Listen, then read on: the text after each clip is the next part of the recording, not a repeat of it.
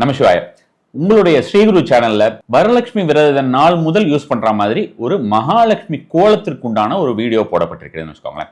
ரொம்ப ரொம்ப அட்டகாசமா இருக்கும். இதுவும் பர்டிகுலரா பாத்தீங்கன்னா உங்களுக்கு நிஷித்த முகூர்த்த வேளையிலே இந்த ஒரு கோலத்தை போட்டு வழிபடுவது எப்படி அப்படின்ற மாதிரியான ஒரு முறையுமே அதில் சொல்லப்பட்டிருக்கிறது. இதை நீங்க இந்த வரக்கூடிய வரலட்சுமி விரத நாள் முதலாக நீங்கள் இதை உங்க வீட்டில் செய்ய ஆரம்பிச்சீங்கன்னா உங்களுக்கு சொல்லவே வேண்டியது கிடையாது. எல்லாவித செல்வ வளங்களுமே கண்டிப்பான முறையிலே அந்த மகாலட்சுமியின் அருளால் கிடைக்கும். இந்த ஒரு நாளிலே வரலட்சுமி விரதத்துல சித்திலட்சுமி ஹோமம். சித்திலட்சுமி அப்படின்னு பாத்தீங்கன்னா உங்களுக்கு எல்லாவித அஷ்டலட்சுமிகள் நம்ம சொல்றோம் இல்லையா, அந்த அஷ்டலட்சுமிகளுடைய ஒரு பவருமே சேர்ந்து இருக்கக்கூடிய ஒரே லட்சுமி சித்திலட்சுமி.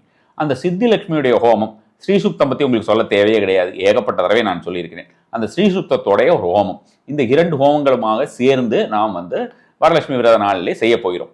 இந்த ஹோமத்திற்கான ஒரு பதிவு இதுல உங்களுக்கு என்ன கிடைக்கும் அப்படின்னு பாத்தீங்கன்னா, இதே இந்த நிஷித்த முகூர்த்த வேலையில யூஸ் பண்ற மாதிரி ஜெர்மன் சில்வர் ஃப்ரேம்ல ஆகர்ஷிக்கப்பட்ட மகாலட்சுமியுடைய படமும் குபேரலட்சுமி உங்களுக்கு தெரியும். இது நீங்க வீட்டில் வச்சு டெய்லியே யூஸ் பண்ணிட்டு வரலாம்.